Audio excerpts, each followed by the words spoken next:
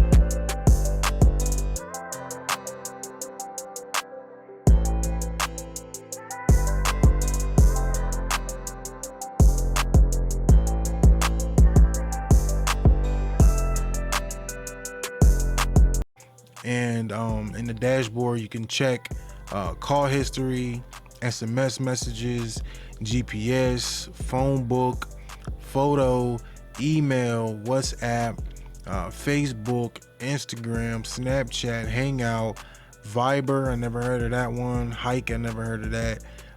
If you like the Tinder swindler, you know what I mean, you on there doing that, you can check that on there. Mozilla URL tracking, Chrome URL tracking, so those is for your browsers, you know what I mean, if you use one of those. The app history, so if you download apps, all that stuff, you can see all of that on there. And the device management.